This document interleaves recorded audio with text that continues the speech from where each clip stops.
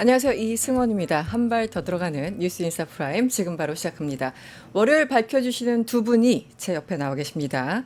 정치해안 정은혜 전 민주당 의원, 이지혜 전 더불어민주당 상근 부대변인 옆에 계십니다. 어서 오세요. 안녕하세요. 네, 안녕하세요. 오늘도 귀를 뚫고 오셨군요. 네. 이거 어디서 난 거예요? 왜 저는 안 줘요? 그러니까요. 아니 지난번에 그 댓글에 봤더니 네. 어떤 분께서 저희가 이제 정치 해안 네. 둘의 이름에 해자를 넣어서 해안이라고 만들었잖아요. 그렇죠. 네. 네, 그랬더니 두 분이 이름이 헷갈린다고 헷갈리신다고. 은혜의 지혜 하면서 이름표를 달아주시면 좋을 것 같아요. 그래요? 이렇게 댓글이 하나가 있더라고요. 우리 의원님 댓글까지 꼼꼼하게 네, 적으셨네요. 그래서 제가 댓글을 정말 매 눈으로 다 보고 있습니다. 너무 그래서, 예쁜데요? 네, 그래서 앵커님 것도 저희가 하나 또 제작을 하도록 하겠습니다. 네.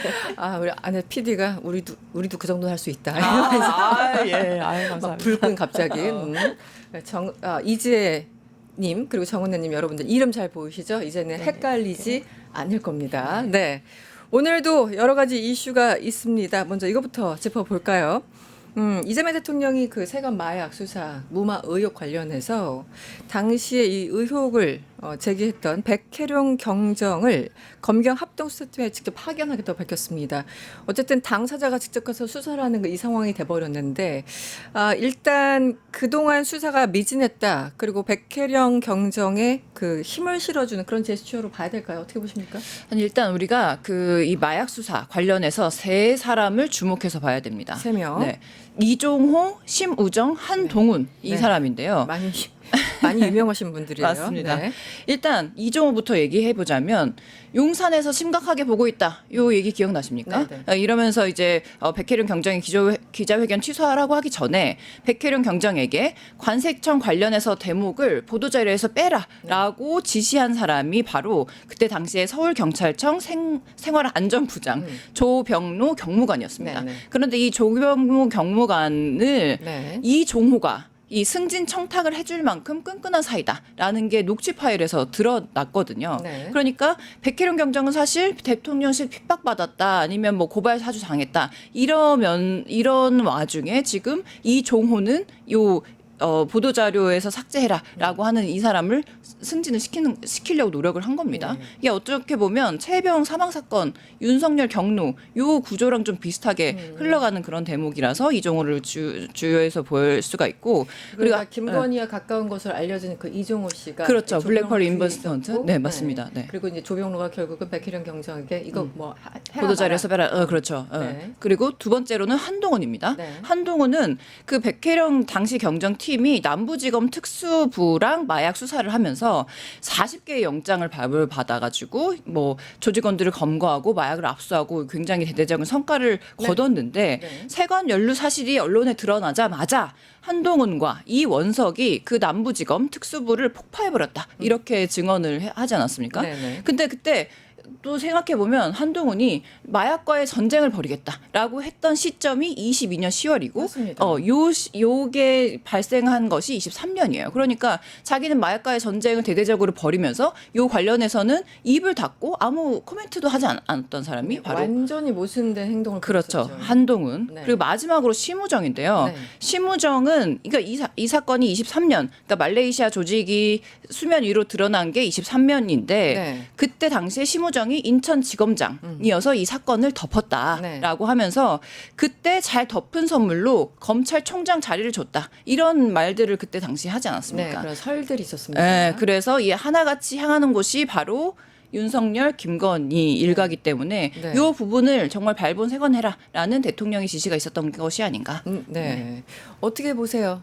직접적으로 네. 백혜령 경정을 투입하겠다라는 건데 굉장히 강력한 조치입니다. 네, 정말 너무 잘하셨다. 정말 네. 제때에 그리고 사실 이미 좀 늦었지만 그럼에도 불구하고 이재명 대통령이 정말 좀 해안이 있다. 저는 이런 생각을 좀 했습니다. 네. 네, 왜냐하면 우리가 말씀하신 대로 아마 기억을 이렇게 저도 더듬어 보니까 2022년 그때 10월인가요? 그때 이제 우리 그 이태원 네. 이제 참사가 일어나고 그 직전에 갑자기 윤석열이 마약과의 전쟁을 선포하겠다. 그렇습니다. 이러면서 뭐 이태원에도 마약 관련된 무슨 단속을 하겠다. 뭐 그런 마치 꼭 제보가 있는 것처럼 네. 얘기를 했어요. 그래서 그때 이제 그 백혜룡 경정 같은 경우는 사실은 그 영등포 경찰서가 굉장히 좀 큰 규모이고 네. 마약 담당 부서가 있기 때문에 어떻게 보면 자기 입장에서도 성과를 좀 내야 되는 상황이었던 거죠. 그렇죠. 그러니까 우리도 좀 집중적으로 이 수사를 좀 해보자라는 생각으로 이제 좀 그 팀들이 뭉쳐서 이제 좀 하고 있던 상황에서 네. 이제 사실 이태원 참사가 일어나고 좀 부진했다고 합니다. 그러다가 갑자기 2023년 4월에 그때 또 한동훈이 이제 그때는 본인이 이제 또 성과를 내고 싶었던 거죠. 그러니까 또 마약과의 전쟁 네. 이런 얘기를 하던 찰나에 뭐 과거에도 이제 말레이시아로부터의 마약들이 밀수되는 것들은 있었지만 양 자체가 뭐 그렇게 크지는 않았다고 해요. 네. 근데 그런데 그쯤 되어서 이제 뭐 거의 뭐 12kg, 뭐 47kg 이런 얘기까지 있다가 나중에는 뭐 100kg가 넘는다. 사실은 어마어마하죠. 이 정도의 그 마약의 양이면 우리나라 국민의 그 1,000만 명 정도가 한 번에 투약을 할 수 있는 양이기도 하다고 합니다. 1,000만 명이요. 네, 한 번에 1,000만 명이 동시에 투약을 할 수 있는 양이라고 합니다. 네. 금액으로 치면 정말 수천억 원대의 그 금액인데 굉장히 그 인터뷰 그 백혜룡 경장이 인터뷰를 했던 내용 보면은 네. 너무나 그 치밀한 것들이 있어요. 뭐냐면 말레이시아에서부터 그 마약을 이제 몸에 이렇게 감고 온다고 하죠. 네네. 몸에 이제 랩핑을 해서 이제 한 1인당 한 4kg 정도를 이제 감아 오는데 네. 이제 우리도 보면 사실 국회의원일 때 네. 이제 대한민국의 공항을 통과할 때는 사실 지금도 그렇게 되는지 모르지만 국회의원 같은 경우는 이렇게 VIP실로 해서 이렇게 통관을 하게 되거든요. 보통 그랬었죠. 네, 네네. 그래서 좀 이렇게 빠르게 네. 이제 그 항공사 직원들처럼 이렇게 통과를 하는데 그 말레이시아의 그 운반을 담당했던 뭐 그 여성분들이라든지 남성분들이 그 말레이시아 공항에서 쿠알라룸푸 공항에서 그 VIP처럼 이동을 했다는 겁니다. 그래서 그 검사를 통관을 받지 않고 네, 검사를 받지 않고 이동을 했고 그렇다면 이제 한국에 도착해서는 어떻게 해야 하냐? 근데 그 어떤 한 여성의 진술은 뭐냐면 그 말레이시아에서 통관을 할 때 사진을 찍더래요. 네. 자기가 사진을 찍어서 이거를 한국에 보내줄 거다.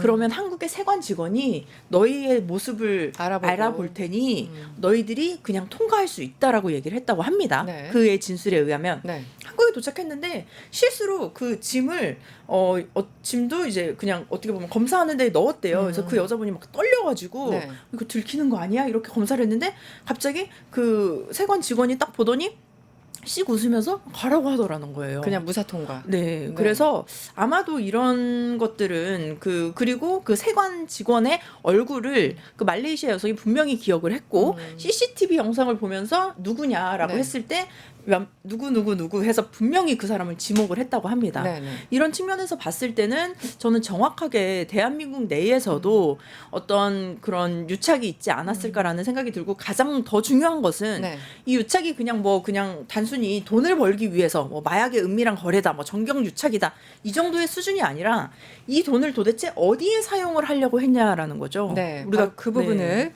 백혜령 경장이 얘기를 한 적이 있는데요. 저희들이 관련해서 영상을 준비했거든요. 내용 듣고 오겠습니다.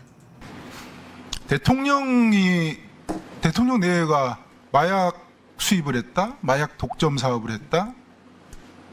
지금 어떻습니까? 내란을 경험하고 나니 있을 수 있다는 생각이 들지 않습니까? 자, 내란을 하려면 가장 중요한 게 인적 구성이지만 또 두 번째로 중요한 게 똑같이 중요한 게 내란을 수행할 수 있는 운영 자금이죠. 내란을 수행하는 운영 자금이 합법적으로 마련될 수 있겠습니까?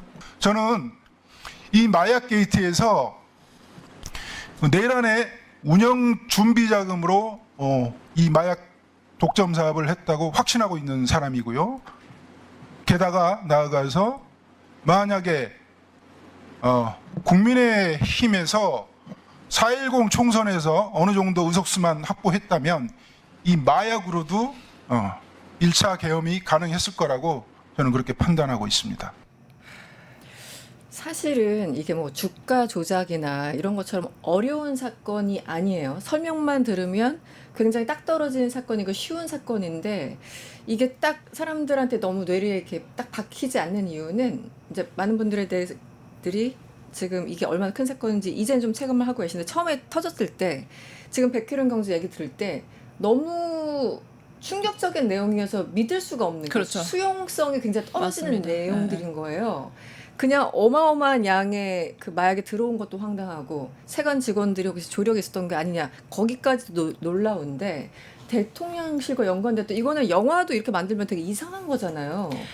그래서 설마 하던 것들이 이제 나중에 MBC가 몇 달 전에 뭐 스트레이트인가에서도 보도를 했었고 어저께도 나왔었다고요. 네네, 보도가. 어제도. 그래서 이제 설마 이제 자꾸 보다 보니까 정말 그럴 수 있겠구나. 그리고 내란까지 저지른 윤석열 혹은 그 부부라면 무엇이든 할 수 있었겠구나 하면서도 한편으로는 이거 실화야? 약간 이런 느낌이에요. 어떻게 설명을 해주시겠습니까? 아니 그 얘기 제가 하고 싶은데, 그러니까 이 윤석열 김건희 정부에서 의혹이 너무 많았고, 근데 그 많은 의혹들이 다 사실이 아니라고 부인하면서 관련자들이 국민의힘도 그렇고 펄쩍펄쩍 뛰었습니다. 그랬었죠. 어떻게 그런 생각을 할 수가 있냐? 뭐 예를 들어 뭐 1조 7천억짜리 서울 양평고속도로 그 문제도 지금 설마 이 국책 사업을 장모 땅으로 종점을 뭐 휘게 할 리가 있냐? 그래서 심지어 그때 원희룡 국토부 장관이 나서서 내 정치 사명을 걸겠다 이러면서 그 사업을 백지화시키는 그런 일까지 벌였을 때도 맞습니다. 아 맞아 설마 그것을 휘게 만들겠냐라고 했지만 지금 어떻습니까? 인수위에서 장모 땅으로 휘게 하라고 지시를 했다는 증언들이 지금 쏟아지고 있지 않습니까? 이미 인수위 시절부터 그런 얘기가 나왔더라. 그러니까요. 그리고 또 김민석 당시 최고위원이 비상계엄 얘기가 있으니까 주의해야 된다라고 했을 때 또 그때도 국민의힘과 대통령실에서 어떻게 반응했습니까? 지금 어떤 시대인데 어떤 군인이 이런 비상계엄을 따르겠냐 안 따르겠냐 막 이러면서 정말 펄쩍 뛰지 않았습니까? 네. 그런데 비상계엄이 일어났죠. 그리고 또 질서 유지를 위해서 최소한 군 병력만 투입해라. 이렇게 윤석열이 거짓말을 했다는 것이 지금 그날 실탄을 1만 발이 넘게 네. 군인들이 가지고 갔다는 사실도 지금 드러났었고, 네. 이 마약 사건도 김건희 오빠, 뭐 김건희 엄마, 지금 네. 고모부 이름까지 네, 네. 나오면서 이 의심되는 상황인데, 그러니까 비상계엄 운영 자금으로 썼다는 그 말이 뭐 그냥 허투루 들을 말이 아니다. 실제로 있었을 수도 있겠다라는 생각이 듭니다. 그러니까요. 이 마약 독점 사업을 했다고 확신하고 이 돈으로 계엄을 하려고 했던 것이 아닐까. 이게 여전히 제가 말씀을 드리면서도 어떻게 보십니까, 의원님은? 일단은 저는 김건희는 돈 되는 거는 다 하려고 했다. 아, 그게 뭐든지 간에. 뭐든지 네. 뭐 사실 뭐 인간의 윤리라든지 뭐 기본적인 뭐 도리 뭐 이런 것들 전혀 상관없습니다. 네. 돈이 되는 거는 다 할 수 있다. 그리고 내 자리에서 이제는 대통령이 되었으니 본인이 된 거죠. 내가 대통령이 되었으니 그렇죠. 내 자리에서 돈을 땡길 수 있는 건 최대한 땡기겠다.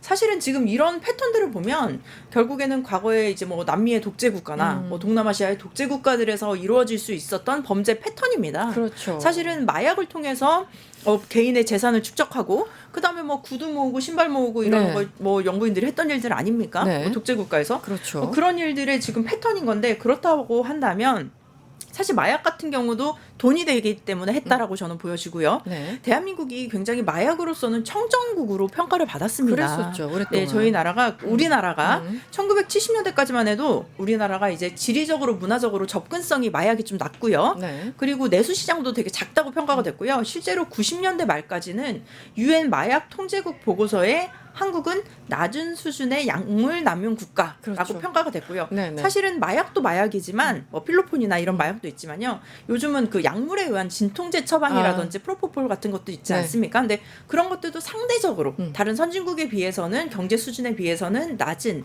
그런 모습이었는데, 사실은 윤석열 정부가 되고 나서부터 이제 유엔에서도 어느 정도 마약이 조금 노출이 되고 있는 국가다라는 평가가 나오기 시작했습니다. 그게 불과 뭐 몇 년 사이였어요. 맞아요. 네, 그렇게 오래된 것도 아닙니다. 네, 그런 상황이었고 이제는 그 어느 정도 그 청정국이 아닌 상황이 되었는데, 또 그 돈을 그러면 뭐 개인의 자산을 축적하려고 했던 것이냐? 그 경정님께서 그 말씀하신 거를 보면 인터뷰를 봤더니 네. 요즘 그 5만 원권이 그렇게 보기 어렵다고 합니다. 다. 5만 원권 자체는 네. 뭔가 지하 경제에서 움직일 수 있는 돈이고 네. 그 돈을 사실은 마약을 거래할 때 사용을 할 수 있는 경우가 있다. 이분이 그 마약 조사만 거의 뭐 한 25년 이상 하셨더라고요. 네. 그렇기 때문에 이재명 대통령님께서 이번에 지시를 하신 것도 저는 바로 특검 가야 된다고 봅니다. 왜냐하면 전문가이고 너무나 이 상황을 잘 알고 있어요. 온몸으로 이 사건에 대해서 경험하시고 체감하시고, 지금은 또 어떻게 보면 지금 본인이 있던 자리에서 나와서 또 다른 지역으로 또 발령이 나지 않았습니까? 네. 이런 사건에서 이 돈을 정말로 내란 자금 조달을 위해 사용했던 것이냐까지도 저는 밝혀야 된다고 봅니다. 네. 그러니까 물론 마약 이 자체도 저는 굉장히 큰 죄라고 보고요. 그렇죠. 근데 이 돈을 어디에 사용했느냐까지 밝히는 것이 저는 이번 조사의 그 목표라고 할 수 있습니다. 사실 이거 처음에 이제 백혜련 경장이 보고했을 때 칭찬받았었잖아요. 맞아요. 칭찬받다가 갑자기 뭐 하루아침에 돌변해가지고 무마하는 식으로 넘어갔기 때문에 이거는 끝까지 밝혀야 되고 더군다나 마약입니다. 물론 이제 양평 고속도로 휜 것도 문제고 다 주가적도 다 문제지만 이건 진짜 마약이기 때문에 더욱더 철저하게 조사를 해야 된다고 생각을 합니다. 네, 다음 이슈로 넘어가 볼게요. 여론조사 조금 뒤에 하고 캄보디아 얘기를 해볼까요? 이 캄보디아 사건도 너무나 충격적이고 지금 뭐 많은 분들 이제 들어서 아시겠지만 캄보디아 감금 신고는 2021년에 한 4건 정도였는데 작년에는 220건 그리고 올해는 지금 1년이 다 채 가지도 않았는데 330건 지금 신고된 것만 이 정도 수준이라고 합니다. 왜 이렇게 반복이 되는 걸까요?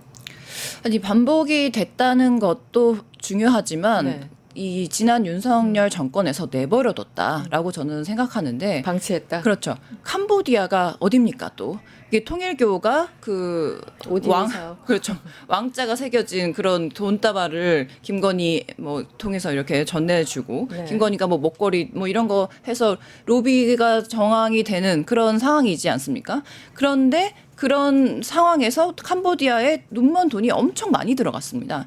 그러니까 예를 들어 뭐 무슨 사업성 검토도 안 하고 몇 천만 원씩 지원을 했다 이런 네. 보도도 굉장히 많고 그리고 대외 경제 협력 기금 이것을 7억 달러에서 30억 달러로 증액을 네. 윤석열 정권에서 했는데 네. 그게 우리 돈으로 4조가 넘습니다. 엄청나게. 엄청난 돈이 지금 캄보디아로 흘러 들어간 겁니다. 그러니까 그것뿐만이 아니고 히림 종합 건축사무소 여기는 또 어딥니까? 이 코바나 컨텐츠부터 김건희와 연관이 된 네. 그리고 요 대통령실 이전 설계됐던 그 히림도 여기에 최대 수혜자라고 지금 조금씩 밝혀지고 있는 것 아닙니까? 네. 그래서 이렇게 캄보디아에다가 본인들 자산을 증식하는 그런 해먹을 결심을 그렇게 하는 동안에 우리나라 국민들 납치 신고가 220건, 뭐 330건으로 폭증을 합니다. 네. 그런데 그것을 눈 감고 그리고 그냥 이 지원을 하면서 본인들의 자산 증식에만 힘을 쏟아버린 거예요. 네네. 그래서 그 우리 국민들이 고문당하고 사망에 이르는 그런 일들을 눈 감았던 것이 바로 윤석열 정부다. 그렇기 때문에 지금 이런 상황들이 제지되지 않고 더 증폭되는 것이 아닌가. 네. 그러니까 올해 발생한 사건은 올해 발생한 사건대로 더군다나 이재명 정부가 6월 3일 날 이후 들어선 이후에 뭐 외교부가 됐던 경찰이 됐던 잘못한 건 잘못한 거대로 비난을 받아야 되지만 이미 작년부터 220건이었고 2023년도에도 상당했던 것으로 알고 있는데 그때 우리가 캄보디아에서 이렇게까지 참혹한 그 사건이 일어난다라는 걸 가끔 뭐 SBS 그것이 알고 싶다 이런 걸 통해서 들었지 정부를 통해서 제대로 여기에 대해서 뭐 경각심을 불러일으키는 그런 경고 조치랄까 이런 것들은 별로 기억이 없거든요. 근데 사실은 네. 그 대한민국의 대통령 그리고 대한민국 정부가 해야 하는 우선순위는요 자국민 보호입니다. 그렇죠. 사실 다른 거 없습니다. 맞아요. 자국민들 잘 먹고 잘 살고 안전하게 사는 것 그건데요. 지금 보면 우리가 해외에서 한국 국적의 뭐 누군가가 뭐 살해를 당했다, 다쳤다, 네. 뭐 무슨 사고를 당했다라고 했을 때는 굉장히 뉴스에 크게 나요. 뭐 네. 프랑스에서 뭐 파리에서 여행하던 한국인 청년이 뭐 어떻게 됐다 이런 건 많이 나는데 사실 캄보디아 건수가 이렇게 많은데도 그렇게 언론이 관심을 갖지 못했고 정부에서 네. 또 발표를 하지 않았다는 게 저는 놀라울 사실입니다. 네. 앵커님께서 말씀하셨듯이 2021년에 4건이었어요. 네. 근데 사실은 이게 어떻게 보면 윤석열 정부의 시작과도 같이 갑니다. 그러네요. 22년에 피해 신고 한 건수 적었어요. 22년에 적었단 얘기예요. 근데 윤석열이 대통령 되고 나서 23년에 17건 그리고 24년에 갑자기 220건으로 증가가 됩니다. 네. 그렇다면 이재명 대통령님은 2025년에 되신 거잖아요. 네. 6월에 되신 거고. 네. 그렇다면 뭐 지금이 우리가 330건이라고 하지만 사실은 이거는 지금 2022년부터 24년까지 계속 늘어왔던 것들과 네네. 그 이제 추가된 인원들이라고 저는 보여집니다. 네. 그렇다면 이 인원들이 이렇게 될 때까지 우리가 왜 알지 못했냐? 사실 이건 뭐 캄보디아의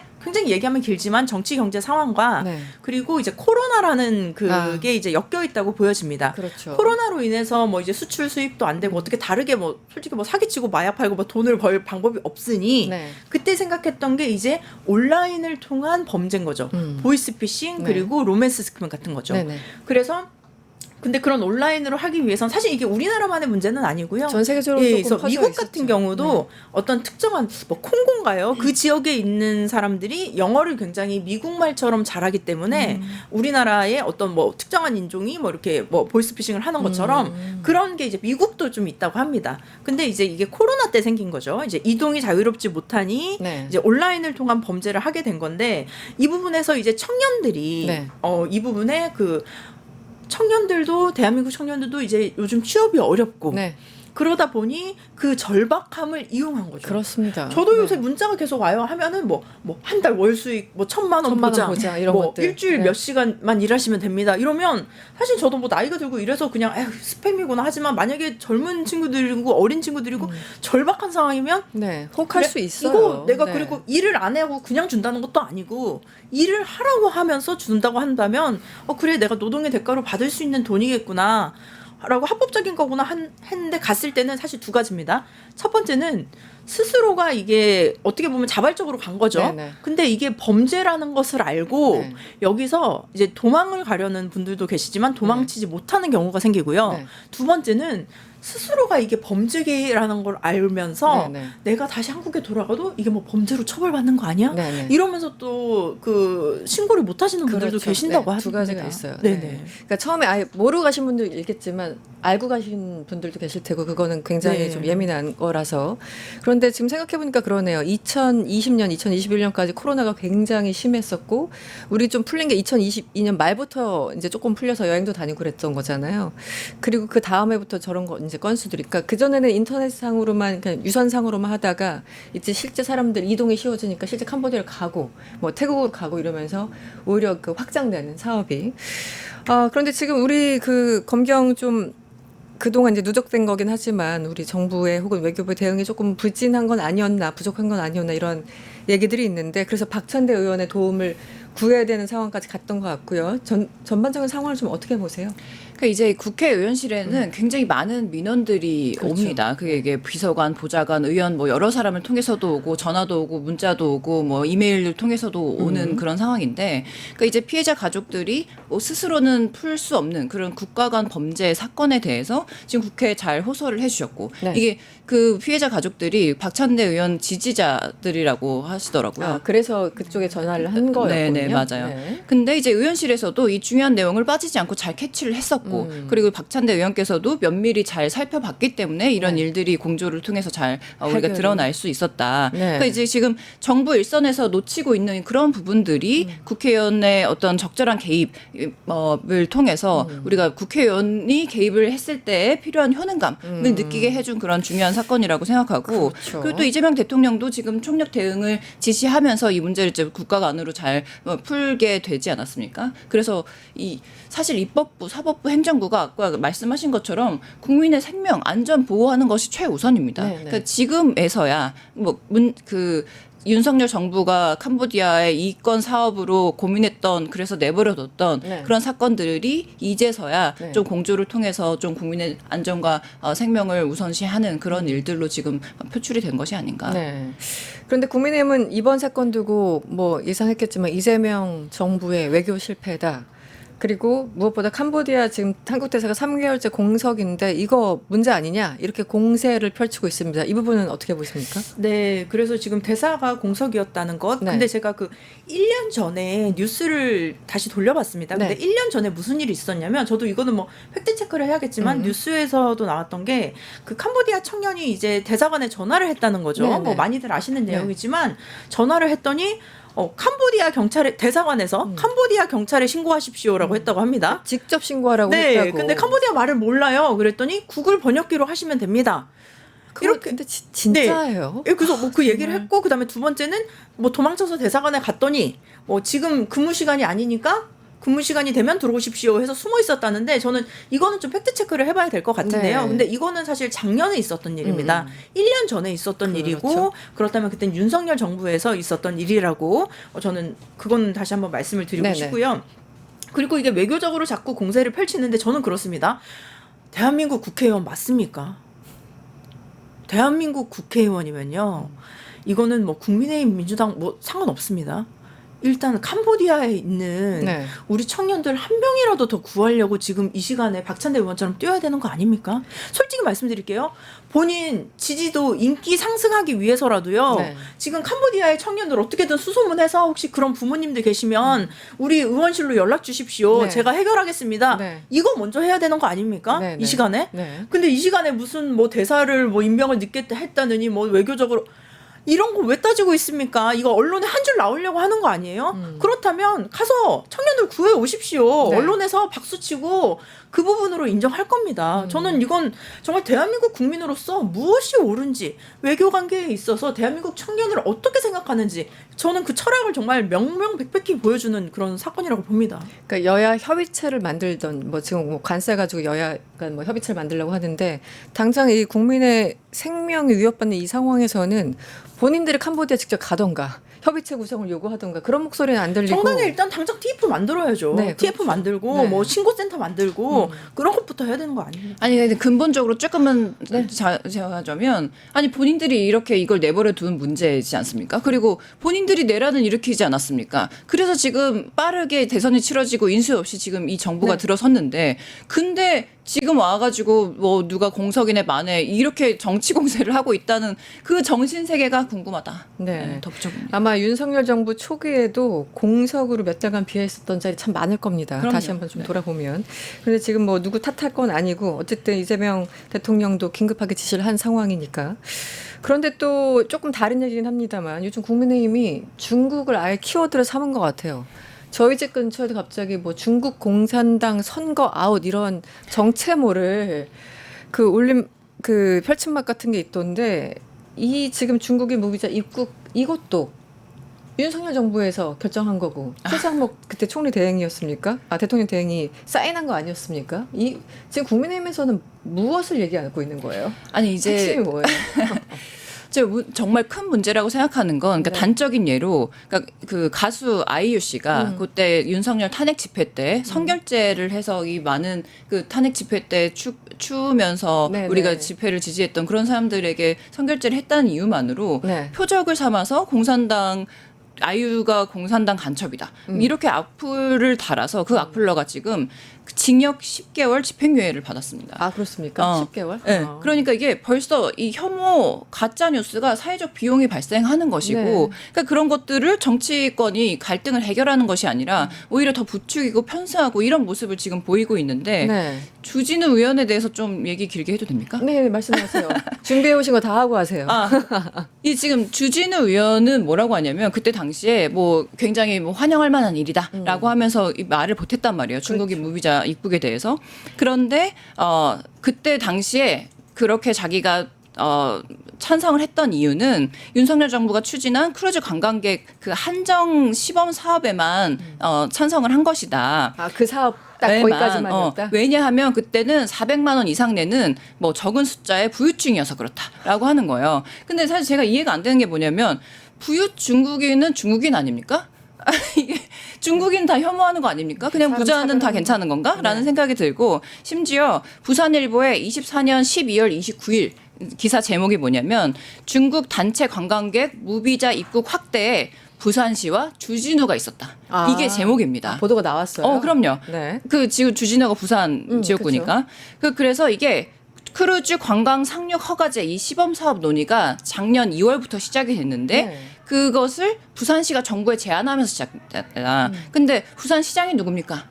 국민의힘의 박형준. 네네. 네. 그러니까 거기에서 이렇게 제안을 먼저 해서 시작이 됐는데 그때 당시에 법무부가 불법 체류 문제가 있으니까 한 1, 2년 정도 모니터링 하자라고 해서 정체가 됐던 그 사업을 주진우가 법사위로 배정이 되면서 네. 이제 주진우가 법사위에 배정이 돼서 이제 실마리가 풀렸다. 네. 이 사업이 점점 잘 진행이 될 수 있겠다라는 기대감을 한껏 드러내는 그런 그때 당시에 그 지역의 내용들이. 일부 그 보도가 굉장히 많았습니다. 그러면서 8월부터 11월까지 주진우가 네. 집중적으로 법무부의 의사 타진을 했다. 그래서 지역 관계 뭐 선사 관계자들과 꾸준히 면담을 했고 네. 법무부에 지속적으로 건의를 해왔다. 네. 그랬기 때문에 이 무비자 입국이 시행이 된 네. 것이다라는 기사들이 정말 대대적으로 나오고 주진우가 나와서 뭐 기존 인터뷰도 홍보하고. 하고 보도 자료도 내고 그랬습니다. 네. 그랬던 주진우가 지금에 와서 뭐 중국이 혐오이고 나는 입장을 철회한 이렇게 말하는 것 자체가 네. 정말 말도 안 된다. 아니 이게 사람이 약간 말을 바꿀 수는 있어도 이렇게 180도 바꾸려면 이게 상당히 얼굴도 좀 네. 두꺼워야 되고 더군다나 인터뷰하고 홍보하고 이런 그 족적들이 있는데 어떻게 네. 이렇게까지 나갈 수가 있는 걸까요? 그래서 제가 요즘 국민의힘 의원들을 보면 정치 참 쉽게 한다. 그러니까요. 말 그냥 약간, 하루아침에. 그냥 무조건 그냥 반대하면 돼요. 그러면서 지금 중국인 입국도 무슨 간첩 면허증이다. 뭐 이런 식의 그러니까요. 표현을 써서 네. 본인들이 해놓은 법을 그래서 지금 이런 것들도 뭐 비판이 많은데 이거는 정말 우리가 확실히 알아야 될 것 같고요. 그리고 중국인 무비자 관련해서 되게 걱정하시는 분들도 사실 계십니다. 네네. 그래서 말씀을 드리면 시행 기간은 2025년 9월 29일부터고요. 네. 26년 6월 30일까지입니다. 그리고 네.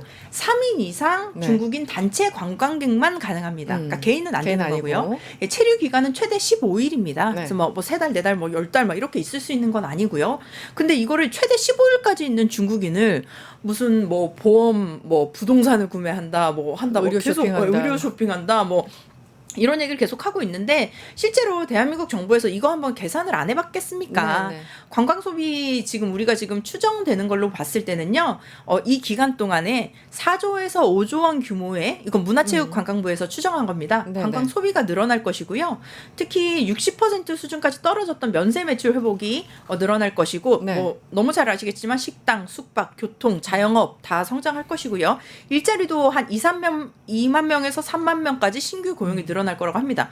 중요한 것은 이런 단체 관광객이라고 했던 것은 뭐냐면 서울에만 오지 않는다는 얘기죠. 그렇죠. 그렇다는 말은 뭐 부산, 강원, 전남, 전북, 제주 이런 지방으로 여행을 많이 가실 수도 그럼요. 있고 네. 그러면 지역 경제들이 살아나고 사실 저는 이번에 그 이재명 대통령님께서 굉장히 잘한 게 뭐냐면 우리 퐁당퐁당 연휴 있었죠. 근데 네. 하루 11일인가요? 네. 그때 이제 국가 지정일로 공휴일을 지정하지 않았었죠. 않았죠. 네, 그렇지 않으면 굉장히 긴 연휴가 되어서 오히려 해외로 더 많은 분들이 나가셨을 텐데 그 기간이 있었기 때문에 사실 한국에 머무른 분들도 많았고요. 네. 저는 사실 이번 추석 기간에 가족들과 여행을 많이 다녔습니다. 국내 여행을 다녔는데 가는 데마다 사람이 많더라고요. 아, 그래요? 네. 근데 보통 추석 때는 관광지나 여행지는 좀 사람이 이렇게 좀 적거든요. 네. 근데 그래서 왜 이렇게 사람이 많나 봤더니 외국인 분들이 많이 계시더라고요. 네, 그래서 네. 외국인 분들이 막 한복 입고 여행하고 사진 찍고 행복해하는 모습을 보시면서 상인 그 소상공인 분들 얼굴을 봤더니 너무 행복해 보이시더라고요. 얼마나 힘들었어요. 코로나 때문에 힘들었죠. 네. 윤석열 3년 동안 힘들었죠. 이제 좀 돈 좀 도나 하는데 갑자기 중국인 뭐 관광을 네, 맞습니다. 반대한다고 하니까 얼마나 황당해요. 안 그랬으면 이번에 추석에 열흘이 넘는 시간 동안 자영업자분들은 정말 문 닫고 그렇죠. 네, 손님들도 힘들었을 없었을 것 텐데 같아요. 네, 우리 경제에 이런 숨통이 튀었고 다만 국민 여러분들께서 걱정하시는 부분이 있습니다. 뭐 네. 범죄라든지 뭐 장기 체류라든지 이런 부분들에 있어서는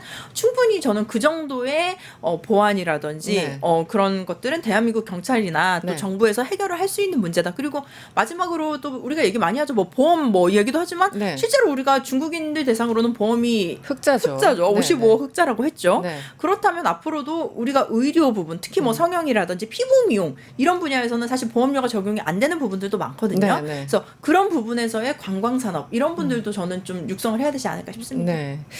그러니까 지금 너무 가짜 뉴스를 퍼뜨리니까 어디서부터 이게 그러니까 적당히 해야지 여기에 대해서 논박을 할 텐데 너무 가짜 뉴스를 처음부터 대놓고 하니까 논박 자체가 안 되는 좀 황당한 상황이 이어지고 있다는 생각이 좀 듭니다.